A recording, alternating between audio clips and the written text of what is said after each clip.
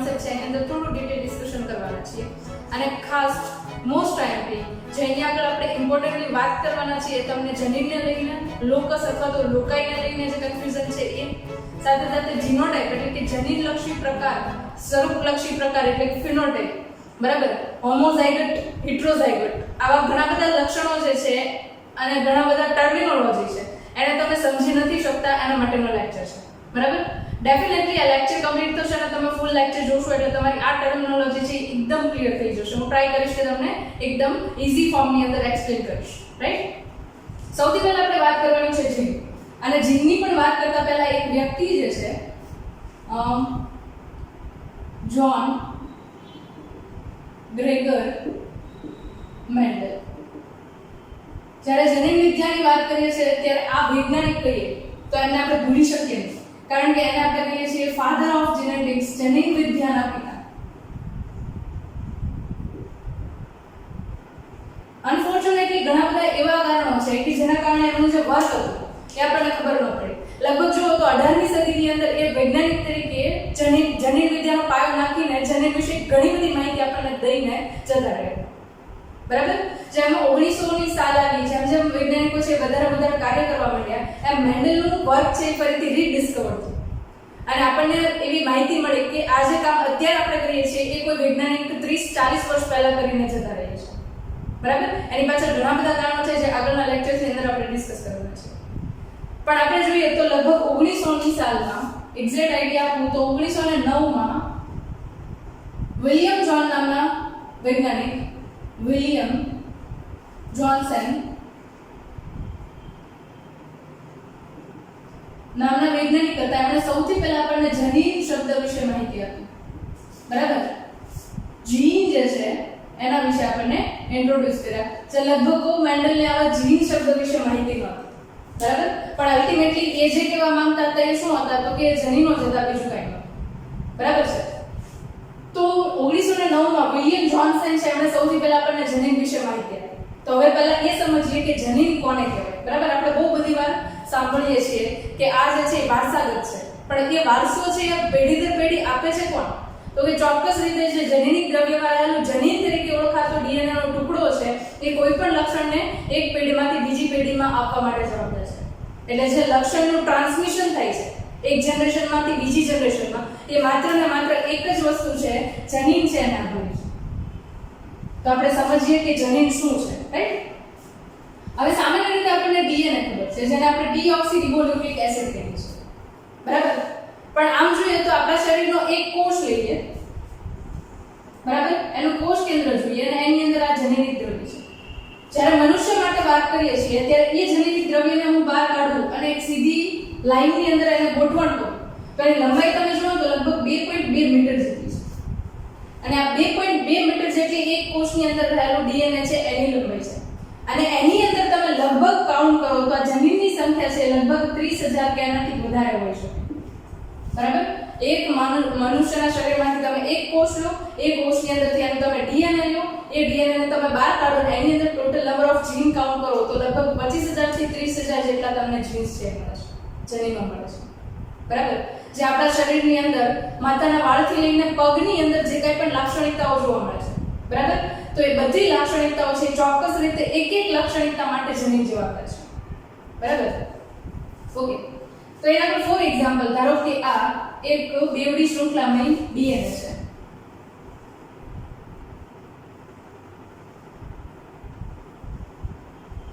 બરાબર અને આ ડીએનએ જે છે એની અંદરથી ચોક્કસ રીતે હું એવું કહું કે અહીંયા આગળ ધારો કે 300 ન્યુક્લિયોટાઇડ બેઝ પેર છે એ ધારો કે બરાબર કારણ કે અહીંયા બે કુંતલ છે તો લગભગ 20 જેટલા ન્યુક્લિયોટાઇડ બેઝ પેર હોઈ શકે પણ ધારો કે 200 બેઝ પેર જે છે એ અહીંયા આગળ હાજર છે બેઝ પેર શું છે એ તમને ક્લિયર હોવું જોઈએ કારણ કે ચેપ્ટર નંબર 9 11 ની અંદર તમને આવી ગયું છતાં પણ એક ઇન્ટ્રો આપી દો તમને બરાબર ડીએનએ જે છે ત્રણ વસ્તુના બનેલા છે એક પેન્ટોસ શર્કરા જેને આપણે ડીઓક્સીરિબો શર્કરા કહીએ છીએ જેના ઉપરથી નામ આપીએ છીએ આપણે ડીઓક્સીરિબોન્યુક્લિક એસિડ બીજું ડીએનએ ના બંધારણમાં હોય એને કહેવાય નાઇટ્રોજન બેઝ જેના બે પ્રકાર છે પ્યુરિન અને પિરિમિડ બરાબર પ્યુરિન અને પિરિમિડિન ની અંદર થઈને તમે જુઓ તો ગ્વાનિન યુરાસિલ સાઇટોસિન થાઇમિન બરાબર આ બધા જે છે એ બધા એક પ્રકારના પ્યુરિન અને pyrimidine પ્રકારના નાઇટ્રોજન બેઝ છે. અને ત્રીજું અને સૌથી અગત્યનું ઘટક હોય તો ફોસ્ફરિક એસિડ અથવા તો ફોસ્ફેટ કહીશું. જ્યારે ત્રણ વસ્તુ છે એકબીજા સાથે જોડાય ત્યારે એનું કહીશું ન્યુક્લિયોટાઇડ. બરાબર? અને એક ન્યુક્લિયોટાઇડ છે એની સાથે જ્યારે બીજું ન્યુક્લિયોટાઇડ છે એની સાથે બાઇન્ડ થાય છે, જોડાય છે, ત્યારે એ આખી સંરચના છે એને શું કહેવાય તો કે ન્યુક્લિયોટાઇડ બેઝ પેર.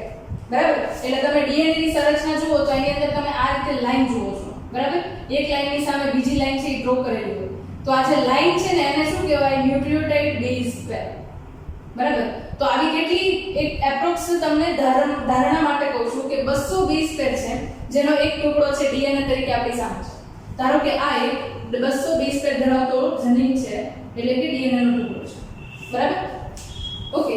હવે મેં એવું કીધું તમને કે જનીન છે ચોક્કસ લક્ષણ છે એને ધ્યાનમાં રાખવું છે. ફોર એક્ઝામ્પલ આપણે મેન્ડલના એક્સપેરિમેન્ટથી વાકેફ છીએ, એના પ્રયોગોથી વાકેફ છીએ. 10મા ધોરણની અંદર પણ તમને એના પ્રયોગો થોડા ઘણા પ્રમાણની અંદર આવી ચૂક્યા છે. બરાબર? તો એ પ્રયોગો છે એમની અંદર જોઈએ તો વટાણાના છોડની અંદર એમણે પ્રયોગો કર્યા. એમાં એક લક્ષણ આપણે ધ્યાનમાં લઈએ, છોડની ઊંચાઈ, જેમાં છોડ જે છે એ ઊંચા અને નીચા બે પ્રકારના હતા. બરાબર? છોડની ઊંચાઈ એક લક્ષણ છે, હાઈટ ઓફ પ્લાન્ટ, છોડની ઊંચાઈ. આ શું છે? એક લક્ષણ છે અને લક્ષણનું કંટ્રોલ કોણ કરે છે તો કે લક્ષણ જે છે આપણે કંટ્રોલ કરે છે જનીન, ચોક્કસ રીતે ડીએનએ નો ટુકડો. બરાબર? તો અહીંયા તમે 2.2 મીટર જેટલી લંબાઈ ધરાવતા ડીએનએ નો ટુકડો જુઓ છો તો એની અંદર ઘણા બધા ન્યુક્લિયોટાઇડ બેઝ પેર થાય અને એમાંનો ચોક્કસ જે ભાગ છે ડીએનએ નો ટુકડો છે એને તમે જનીન કહો છો. આખું ડીએનએ છે એને જનીન કહી શકતા નથી. એટલે હું એવું કહી શકું કે ડીએનએ જે છે એની અંદર જનીન હાજર છે પણ બધા જ ડીએનએ છે એ જનીન નથી. બરાબર? આ વસ્તુ ક્લિયર હોવી જોઈએ. ડીએનએ છે એના દ્વારા જનીન બને છે પણ બધા જ ડીએનએ છે એ જનીન છે એવું કહી શકાય નહીં, કારણ કે ઘણી બધી સિક્વન્સ એવી છે કે જે કોઈ પણ પ્રકારનો મેસેજ ધરાવતી નથી.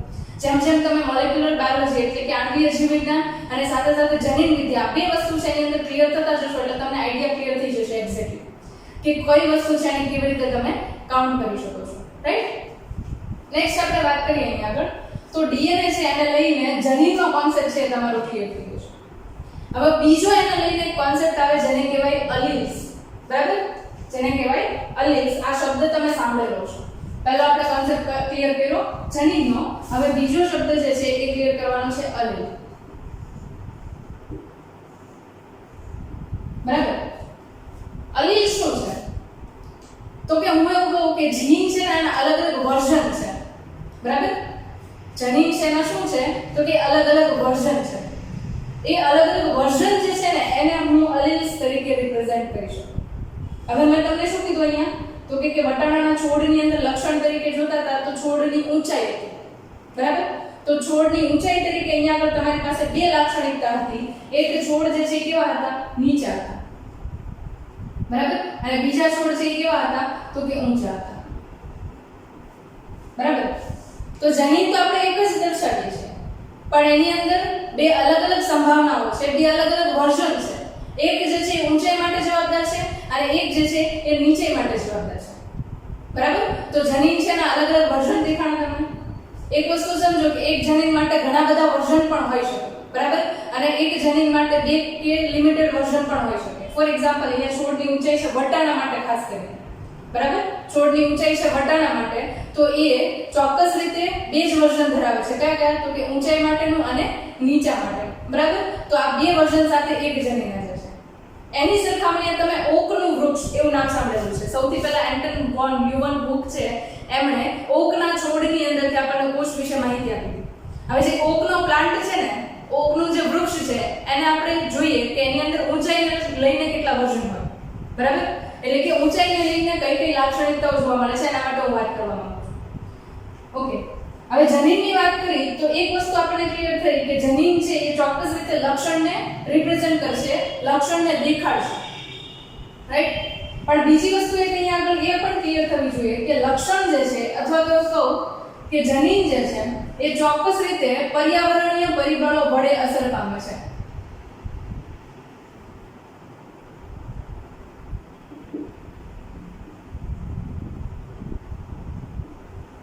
બરાબર?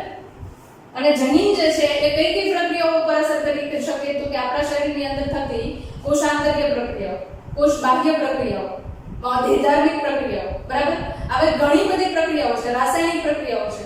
આ બધી પ્રક્રિયાઓ છે એનું કંટ્રોલ સેન્ટર કોની પાસે છે તો કે જનીન પાસે છે. મતલબ કે જનીન જે છે એમને પણ બાહ્ય પર્યાવરણીય પરિબળો છે એ અસર કરી શકે. હવે આ જે છે એ હું તમને સ્ટેન્ડ ક્લિયર કરવા માંગુ છું કેવી રીતે બાહ્ય પરિબળો છે એ અહીંયા જનીન છે એની પ્રક્રિયા ઉપર અસર કરી શકે. હમણાં મેં એક્ઝામ્પલ લીધું કહ્યું તો કે ઓકના વૃક્ષનું એક્ઝામ્પલ લીધું, બરાબર? આ ઓક વૃક્ષ છે, ઓક પ્લાન્ટ જે છે એની મેક્સિમમ ઊંચાઈ કેટલી છે? કોઈને આઈડિયા હોય તો કમેન્ટ્સમાં કમેન્ટ કરી શકો છો. મેક્સિમમ હાઈટ 300 મીટર્સ છે, બરાબર? મોસ્ટ પ્રોબેબલી મોટા ભાગની સંભાવના છે કે અહીંયા આગળ 300 મીટરથી વધારે ઊંચાઈનો ઓકનો છોડ થતો નથી, બરાબર છે? પણ છતાં પણ આપણે એવું જોઈએ છીએ કે પર્યાવરણની અંદર ઓક જે છે એ અલગ અલગ ઊંચાઈવાળા છે. એવું નથી કે બધા ઓક છે 300 મીટરની ઊંચાઈ ધરાવે છે, બરાબર? તો એ પર્યાવરણીય પરિબળના કારણે એમની ઊંચાઈ છે એમની અંદર વિવિધતા જોવા મળે છે. પર્યાવરણીય પરિબળ તરીકે તમને ખબર છે કે વનસ્પતિમાં વૃદ્ધિ માટે એક તો ફર્ટિલાઇઝર એટલે કે ખાતરની જરૂરિયાત હોય, બીજું અહીંયા આગળ સૂર્યપ્રકાશની જરૂરિયાત હોય, બરાબર? ત્રીજું અહીંયા આગળ એમની અંદર દેહધાર્મિક પ્રક્રિયાઓ થાય છે એની જવાબદારી, બરાબર? તો આવા તમે જુઓ તો બાહ્ય પરિબળો છે એમાં હવા, તાપમાન, પાણી, ભેજ આ બધી વસ્તુઓ છે એ અસર કરે છે. ખાતર છે એ અસર કરે છે. જો તમે એને બધી વસ્તુ પૂરતા પ્રમાણમાં આપો છો તો છોડની ઊંચાઈ છે 300 ફૂટ સુધી થશે. પછી તમે વધારાનું એની અંદર સૂર્યપ્રકાશ આપો છો, ખાતર આપો છો, પાણી આપો છો તો પણ એની ઊંચાઈ જે છે 300 મીટરથી વધારે થશે. એનો મતલબ કે 300 મીટરની ઊંચાઈ કરવી એ ઓકના વૃક્ષના અંદર રહેલા કોષના જનીન છે એના ઉપર આધાર રાખે છે. પછી તમે 12 થી વધારાના પરિબળ આપશો તો એનો મતલબ એવો નથી કે 300 મીટરથી ઉપર જતું રહેશે. પણ એ આગળ એક વસ્તુ ક્લિયર છે કે હા એને 300 મીટર સુધી પહોંચવું છે, જનીનની લાક્ષણિકતા સુધી પહોંચવું છે, બરાબર? તો એને પૂરતા પ્રમાણમાં ખોરાક, ખાતર એટલે કે ફર્ટિલાઇઝર અને પાણી જે છે એ મળવું જરૂરી છે, બરાબર? તો આ જનીન છે એ અસર કેવી રીતે કરી શકે એ મેં તમને વાત કરી. એવો મતલબ એનો એવો નથી કે બધા જ જનીનો છે એને ચોક્કસ રીતે પર્યાવરણીય પરિબળો અસર કરતા જ હોય, પણ કરી શકે એવી સંભાવના અહીંયા આપી શકીએ. જો કે એને લઈને આપણે ઘણા બધા એક્ઝામ્પલ્સ છે આગળના સ્ટાન્ડર્ડ અથવા તો આગળના લેક્ચર્સની અંદર જોવાના છીએ જ્યારે તમને વધારે ક્લિયર થશે, બરાબર છે? ઓકે, આપણે વાત કરતા હતા જનીનના વર્ઝનની એટલે કે અલીલ્સ માટે વાત કરતા હતા. હવે અહીંયા આગળ બે લક્ષણ હતા વટાણાના છોડની અંદર. એક છોડની ઊંચાઈમાં એક ઊંચો છોડ થતો હતો અને બીજો છે એ નીચો છોડ થતો, બરાબર? હવે ખાસ કરીને પહેલા આપણે જોઈ ગયા દ્વિકીય સજીવો, ડિપ્લોઇડ ઓર્ગેનિઝમ્સ, જેની અંદર 2n નંબર ઓફ ક્રોમોઝોમ એટલે કે બે રંગસૂત્રો છે એક જોડીમાં આવેલા હોય એ પરિસ્થિતિ આપણે જોઈ, રાઈટ? અને એ બંને રંગસૂત્રો મોટા ભાગે કેવા હતા તો કે સમજાત રંગસૂત્રો, બરાબર? તો ફોર એક્ઝામ્પલ અહીંયા આગળ મારી પાસે એક રંગસૂત્રની જોડ હાજર છે, બરાબર? હવે આ રંગસૂત્રની જોડ છે એની અંદર આ જે એક્ઝેક્ટ સ્થાન છે, બરાબર?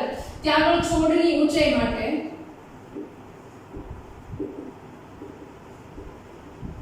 જનીન આવેલું છે. છોડની ઊંચાઈ માટેનું જનીન આવેલું છે. હવે તમે અહીંયા આગળ જુઓ તો જનીન કયું છે? એક જ છે, લક્ષણ ધરાવે છે છોડની ઊંચાઈ, પણ એના બે વર્ઝન છે. કયા કયા? એક નીચા છોડ માટે અને બીજું ઊંચા છોડ માટે. બે અલગ અલગ વર્ઝન છે, બરાબર?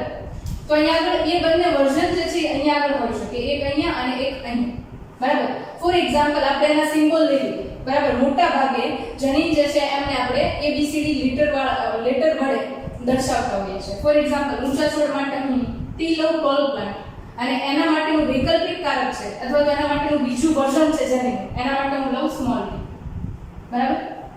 તો અહીંયા આગળ તમે જુઓ તો આ સેમ જગ્યા છે. આ કેવા છે? સમજાત રંગસૂત્ર, બરાબર? સમજાત રંગસૂત્ર ઉપર સમાન જગ્યા પર કોઈ પણ એક જનીન માટેના બે વર્ઝન હાજર હોય. ફરીથી એકવાર રિપીટ કરું છું, સમજાત રંગસૂત્ર પર કોઈ પણ એક જનીન માટેના બે વર્ઝન સેમ જગ્યાએ હાજર હોય. હવે જે તમને આ સેમ જગ્યા હું કહું છું ને એ એટલે લોકસ, બરાબર?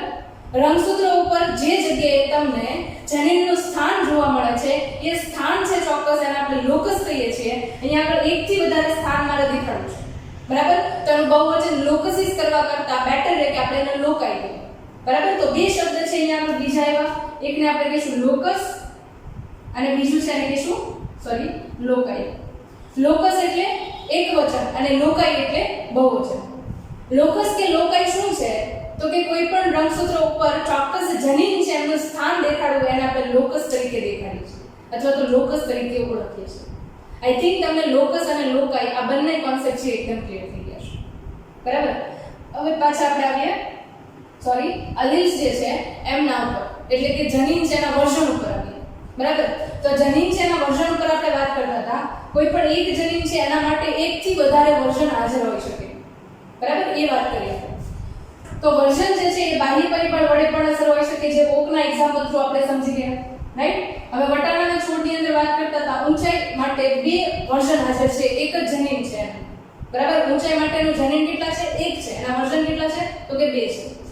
એક ઊંચા છોડ બને છે અને બીજા નીચા છોડ બને છે. તો આ બંને જે છે એના માટેના જનીન છે એ દ્વિકીય સજીવોમાં એટલે કે 2n નંબર ઓફ રંગસૂત્ર ધરાવતા હોય એવા સજીવોની અંદર સમાન જગ્યા પર આવેલા હોય છે અને સમાન જગ્યા છે એને શું કહેવાય તો કે લોકાઈ તરીકે આપણે ઓળખીએ છીએ.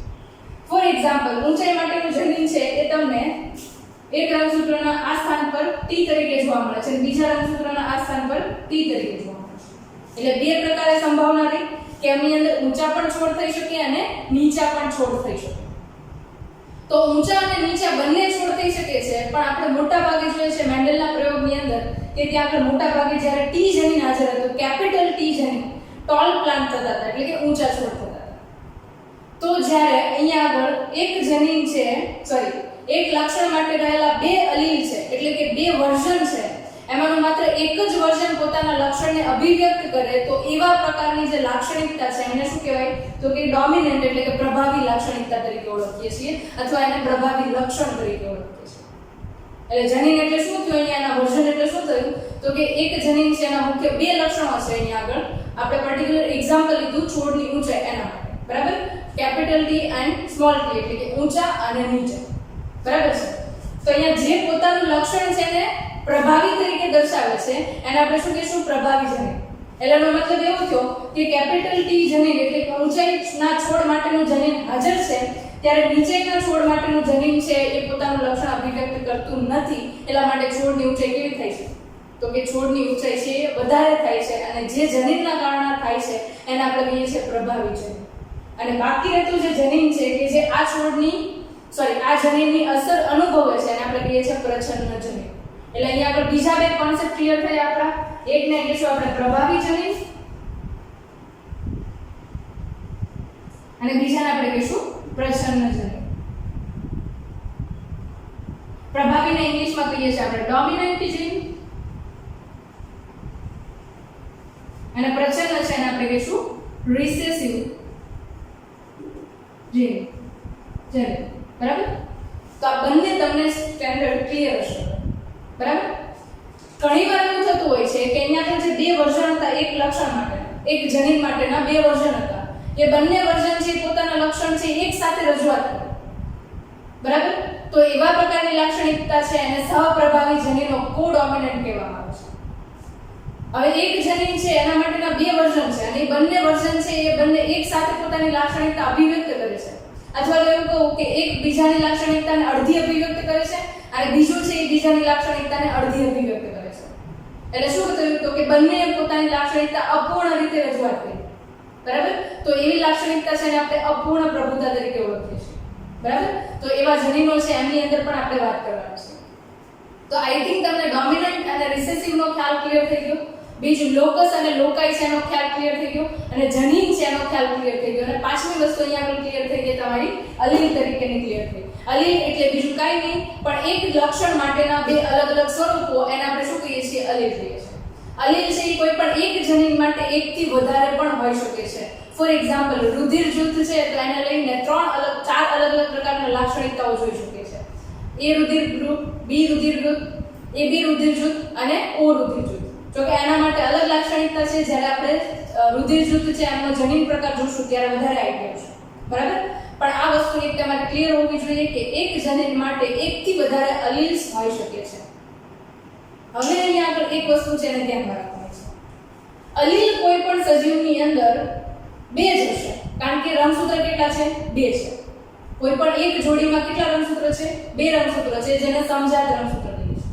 ફોર એક્ઝામ્પલ, મેં તમને બ્લડ ગ્રુપને લઈને એક્ઝામ્પલ આપ્યું, રાઈટ? કેટલા અહીંયા આગળ લાક્ષણિકતાઓ દેખાઈ શકે? તો કે A blood group, B blood group, O blood group અને AB બ્લડ ગ્રુપ થઈ શકે. બરાબર? પણ અહીંયા આગળ જ્યારે હું કોઈ પણ સજીવ છે કે જે દ્વિકીય પરિસ્થિતિની અંદર રંગસૂત્ર ધરાવે છે, એટલે કે 2n નંબર ઓફ ક્રોમોસોમ ધરાવે છે, બરાબર? તો એની અંદર કોઈ પણ બે જ સ્વરૂપ માટે જનીન હોઈ શકે છે, અથવા તો જનીનના અલીલ્સ હોઈ શકે. તો AB માટેના હોઈ શકે, અથવા તો OAB માટેના હોઈ શકે, અથવા તો B અને O માટેના લક્ષણો હોઈ શકે, અથવા A અને O માટેના લક્ષણો હોઈ શકે. અલગ અલગ કોમ્બિનેશન મુજબ અલગ અલગ હોઈ શકે. એટલે હું શું કહેવા માંગુ છું અહીંયા, તો કે ફોર એક્ઝામ્પલ, રુધિરજૂથ માટે જવાબદાર જનીન છે, આ મનુષ્ય છે, એની અંદર ધારો કે 21મી જોડ છે, એના ઉપર હાજર છે, બરાબર? 21મી જોડ આપણા રંગસૂત્રની છે, એના ઉપર હાજર છે. ફોર એક્ઝામ્પલ, મારું બ્લડ ગ્રુપ છે B પોઝિટિવ છે, બરાબર? તો એ B પોઝિટિવ માટે મારી અંદર બે શક્યતાઓ હોઈ શકે. એક, આ B જે છે એ જનીન માટેનું લાક્ષણિકતા અલીલ જે છે એ અહીંયા આગળ હાજર હોય, અને બીજું એના પ્રેઝન્સમાં હોય સામે, તો કે O, બરાબર? તો B અને O વાળું હોઈ શકે. એમાંથી અભિવ્યક્ત કયું થાય છે? તો કે B વાળું. તો એનો મતલબ કે B વાળું છે એ પ્રભાવી છે, O વાળું છે એ પ્રજનન છે. અહીંયા આગળ ઓપ્શનમાં બીજા હતા કયા? A, B, AB, O. આ ચાર ઓપ્શન હતા. એમાંથી ખાલી કેટલા હોઈ શકે કોઈ પણ સજીવની અંદર? તો કે મોટા ભાગે દ્વિકીય રંગસૂત્ર ધરાવતા હોય એમની અંદર માત્ર ને માત્ર બે અલીલ્સ છે હાજર હોઈ શકે, કોઈ પણ એક લક્ષણ, બરાબર? પણ અહીંયા આગળ હજી એક તમને ક્લિયર કરું, દ્વિકીય સજીવોને લઈને ક્લિયર કર્યું. હવે હું તમને જન્યુઓને લઈને ક્લિયર કરું. જન્યુઓ એટલે નર હોય તો એમની અંદર શુક્રકોષ, અને જો વનસ્પતિ હોય તો એમની અંદર પરાગરજની અંદર રહેલા નરજન્યુઓ. માદા હોય તો એમની અંદર અંડક કે પછી અંડકોષ જે છે, ઓવમ જે છે, એ એનું લાક્ષણિક રીતે હોય છે. હવે તમને એ યાદ હશે કે આપણે કાલે વાત કરતા હતા લાસ્ટ લેક્ચરની અંદર કે જનીન જે છે, સોરી, આપણે લાસ્ટ લેક્ચરની અંદર કોષ વિભાજનને લઈને વાત કરતા હતા, જેની અંદર અલગ અલગ તબક્કા જોયા હતા. કોષ વિભાજનની અંદર એક તબક્કો આવે છે, મોટા ભાગે અર્ધીકરણનો તબક્કો કહીએ છીએ. જ્યારે મનુષ્યની અંદર પર્ટિક્યુલરલી વાત કરું છું ત્યારે જન્યુઓનું નિર્માણથી અર્ધીકરણની પ્રક્રિયા વડે થાય છે. એટલે અહીંયા આગળ જેટલા પણ જન્યુઓ બને છે એ કેવા હોય છે? તો કે એકકીય રંગસૂત્ર ધરાવતા હોય એવા હોય, એટલે કે જોડીમાંનું માત્ર એક જ રંગસૂત્ર છે એ એક જન્યુની અંદર હાજર હોય.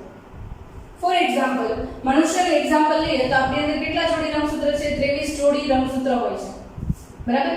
તો એ 23 જોડ રંગસૂત્ર છે, એમાં જ્યારે અર્ધીકરણની પ્રક્રિયા થાય છે ત્યારે એ અર્ધીકરણની પ્રક્રિયાના અંતે માત્ર 23 રંગસૂત્રો છે એ એક કોષની અંદર, અને બીજા 23 રંગસૂત્રો છે એ બીજા કોષની અંદર હોય છે, બરાબર? એવી જ રીતે જ્યારે આ ધારો કે માદા માટે કહું છું, બરાબર?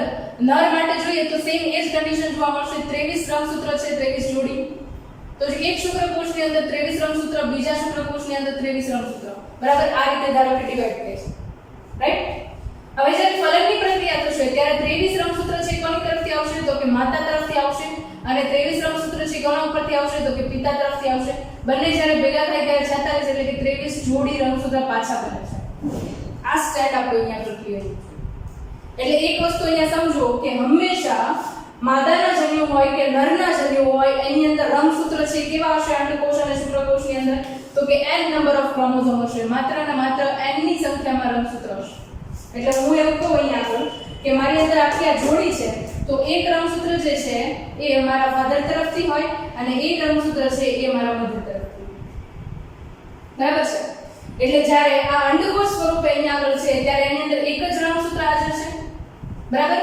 અને એ રંગસૂત્ર જે છે એની અંદર માત્ર એક જ અલીલ હાજર છે, એટલે કે જનીનનું માત્ર એક જ વર્ઝન હાજર છે. બીજું વર્ઝન ક્યાંથી આવે? તો કે સામેની બાજુએ જે બીજું પેરેન્ટ છે એની અંદરથી એકકીય રીતે એનું બીજું વર્ઝન છે આવશે. એટલે જ્યારે જન્યુઓ છે ભેગા થઈને ફલિતાંડ બનાવે છે ત્યારે ફલિતાંડની અંદર કેવી રીતે જોડ બનશે? તો કે પહેલી જોડ છે એ માતા તરફથી આવી, પહેલી જોડનું બીજું રંગસૂત્ર જે છે એ કોની તરફથી આવશે? પિતા તરફથી. એ બંને જ્યારે ભેગા થાય ત્યારે ફલિતાંડની અંદર આખી જોડી છે તમને આ રીતે જોવા મળે, બરાબર? આઈ થિંક તમને હવે ક્લિયર થયું કે જન્યુઓ છે હંમેશા જનીનની બાબતમાં પ્યોર હોય છે, એમની અંદર કોઈ પણ પ્રકારના કહેવાય ને કે અલીલ્સના વર્ઝન હાજર નથી, એટલે કે જનીનના વર્ઝન અહીંયા આગળ હાજર નથી. જન્યુઓ છે હંમેશા લક્ષણની અથવા જનીનની અભિવ્યક્તિ માટે કેવા હોય છે? શુદ્ધ પ્રકારના હોય છે, પ્યોર હોય છે, બરાબર? આઈ થિંક આ તમને ક્લિયર થયું, રાઈટ? ઓકે. હવે આજે આપણે વાત કરીએ છીએ એના માટે વાત કરી તો કે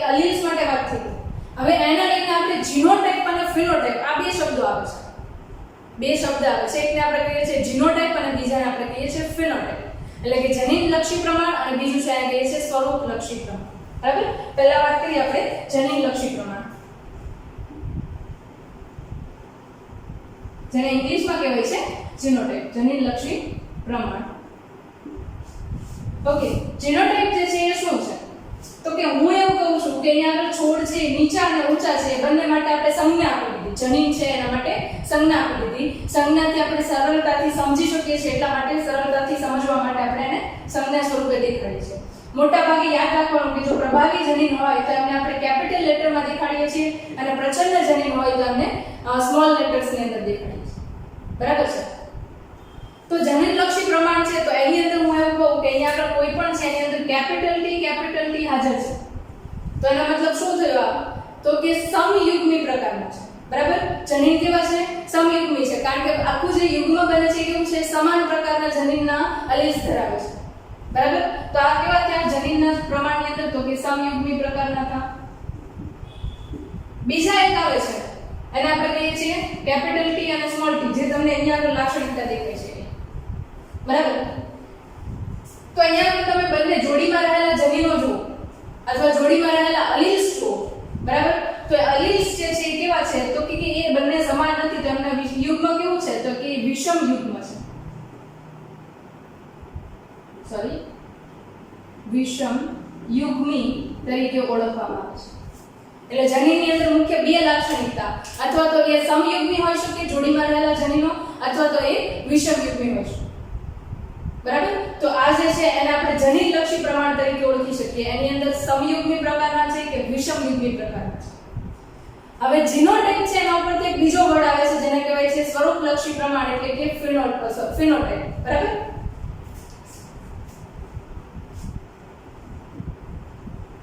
ફિનોટાઇપ એટલે કે સ્વરૂપલક્ષી પ્રમાણ. ઓકે, ફિનોટાઇપની અંદર સ્પેશિયલી કહું તો જેવા પ્રકારનું જનીન છે એ ફલિતાંડની અંદર છે. બરાબર? એવા પ્રકારનું જનીન છે એ આગળ ઉપર ભવિષ્યમાં અલીલ તરીકે પોતાની લાક્ષણિકતા આપશે. ફરીથી એકવાર રિપીટ કરું છું, જેવા પ્રકારનું જનીન પ્રમાણ અહીંયા આગળ હાજર છે એને અનુલક્ષીને ભવિષ્યની અંદર જ્યારે આપણે જોઈએ છીએ ત્યારે ફિનોટાઇપ એટલે કે સ્વરૂપલક્ષી પ્રમાણ છે એવા પ્રકારનું દેખાશે. બરાબર? ફોર એક્ઝામ્પલ હું એવું કહું છું કે અહીંયા આગળ જનીન છે કેપિટલ ટી વટાણાના છોડની અંદર હાજર છે, તો જ્યારે છોડની ઊંચાઈ છે એ 2 મીટર જેટલી થઈ જાય છે ત્યારે મને ખબર પડે છે કે એની અંદર જનીન કયું હતું? તો કે કેપિટલ ટી પ્રકારનું. જ્યાં સુધી જનીન પોતાનું લક્ષણ અભિવ્યક્ત નહીં કરે ત્યાં સુધી આપણને સ્વરૂપલક્ષી પ્રમાણ મળતું નથી. વટાણા છોડની અંદર આપણે કહી શકીએ છીએ કારણ કે મેન્ડલ દ્વારા પહેલેથી આપણને કહેવામાં આવેલું છે. એટલા માટે મતલબ કે પહેલા કોઈ વ્યક્તિ હતો કે જેમણે પ્રયોગ કર્યો અને એમના તારણને લઈને આપણે એક્ઝામ્પલ સ્વરૂપે આપીએ છીએ. બરાબર? બાકી એક વસ્તુ ક્લિયર છે કે આપણે ક્યારેય પણ કહી શકતા નથી કે આવનારું બેબી છે એની અંદર કેવા પ્રકારના લક્ષણો હશે, કારણ કે જનીન છે એ જોવાની વસ્તુ છે, એને તમે પહેલેથી અનુભવ કરી શકતા નથી. બરાબર? સિમ્પલ એક્ઝામ્પલ આપું તો મારા પોઈન્ટ ઓફ વ્યૂથી હું એવું કહું કે જનીન છે ને એ ટેસ્ટની વસ્તુ છે, સ્વાદ છે. જ્યારે એને ચાખીએ ત્યારે ખબર પડે, એ પહેલા ક્યારે આઈડિયા નથી આપતો કે એનો ટેસ્ટ કેવો છે. બરાબર? ફર્સ્ટ ઓફ ઓલ કોઈ વ્યક્તિ છે જે લાઈફની અંદર મરચું જુએ છે, બરાબર, રેડ ચીલી જુએ છે અને પહેલી વાર ખાય છે ત્યારે એને એક્સપિરિયન્સ થાય છે કે આ તો બહુ તીખું લાગે છે, પણ એ પહેલા એને ખબર નથી કે આ વસ્તુ શું છે ને કેવી લાગશે. બરાબર? એટલે કહેવાનો મતલબ શું છે તો કે અહીંયા આગળ જનીન જે છે ને એ પોતે જ્યારે લક્ષણને અભિવ્યક્ત કરશે ત્યારે આપણને એનું સ્વરૂપલક્ષી પ્રમાણ મળશે. એટલા માટે જ્યારે વૈજ્ઞાનિકો પ્રયોગ કરે છે ત્યારે શું કરે તો કે જે ટૂંક સમયમાં પરિણામ આપે ને એને પ્રયોગની અંદર સામેલ કરે છે. જો કે મેન્ડલે જ્યારે પ્રયોગ કર્યા ત્યારે વટાણાની જનરેશન ઉપર પ્રયોગ કર્યા હતા, બરાબર, પણ એમની પાસે ઘણો બધો ટાઈમ હતો, એમને કોઈ કહેવા વાળું નહોતું ફટાફટ રિસર્ચ કરીને આપો. આજના તબક્કે આપણે અલગથી રિસર્ચની બ્રાન્ચમાં જઈએ છીએ, સંશોધન વિભાગમાં જઈએ છીએ, જ્યાં આગળ આપણી પાસે રિઝલ્ટની એક્સપેક્ટેશન હોય, જેના કારણે જનીન છે એ ફટાફટ અભિવ્યક્ત થાય એવા પ્રકારની સંતતિઓ આવે એવી આપણે જાતિઓ પસંદ કરતા હોય છે. ફોર એક્ઝામ્પલ બેક્ટેરિયા છે તો 20 મિનિટની અંદર પોતાનું જનીન અભિવ્યક્ત કરી દે છે. બરાબર? ફ્રૂટ ફ્લાય છે એટલે કે ફળમાખી છે, તમને 2 અઠવાડિયાની અંદર પોતાનું જનીન અભિવ્યક્ત કરીને સંતતિ દ્વારા આપી દેશે. તો અહીંયા આગળ પ્રયોગો છે એમની સ્પીડ વધારવા માટે અલગ અલગ પ્રકારના સજીવો છે ઓળખી શકીએ. પણ ફરીથી એકવાર રિપીટ કરું છું, જનીન છે એ જ્યારે પોતાનું લક્ષણ અભિવ્યક્ત કરશે સંતતિ સ્વરૂપે, ત્યારે આપણને ખબર પડશે કે એની અંદર આ પ્રકારનું જનીન હતું. એટલે આનો મતલબ શું છે? જનીન પહેલા ઓલરેડી હાજર છે, બરાબર, પણ અભિવ્યક્ત થાય ને પછી આપણને ખબર પડશે આ જનીન હતું, બરાબર. તો અહીંયા આગળ જનીનલક્ષી પ્રમાણ જે છે કોના ઉપર આધાર રાખે છે? સ્વરૂપલક્ષી પ્રમાણ પર. જ્યાં સુધી સ્વરૂપલક્ષી પ્રમાણ નહીં ખબર હોય ત્યાં સુધી જનીનલક્ષી પ્રમાણ આપણને નહીં ખબર પડે. અને ઓબ્વિયસ છે કે જ્યાં સુધી જનીન નહીં હોય ત્યાં સુધી સ્વરૂપલક્ષી પ્રમાણ નહીં આવે, બરાબર. તો અહીંયા આગળ જનીનલક્ષી પ્રમાણ અને સ્વરૂપલક્ષી પ્રમાણ છે એ તમારે ક્લિયર થઈ.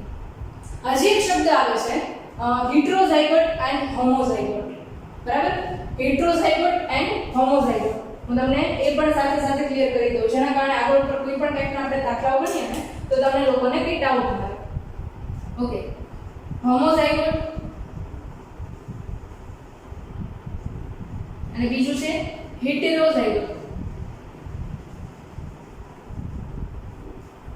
હોમોઝાઇગોટ એન્ડ હેટેરોઝાઇગોટ આ બંને શું છે? ઝાઇગોટ એટલે ફલિતાંડ, પણ ફલિતાંડ કરતા અહીંયા આગળ સ્પેશિયલી વર્ડ યુઝ કરીએ જનન કોષો છે એના માટે આપણે વાત કરવાની છે, બરાબર. હવે મેં તમને એવું કીધું કે જોડીમાં ક્યારે પણ જુઓ તો રંગસૂત્ર હાજર હોય.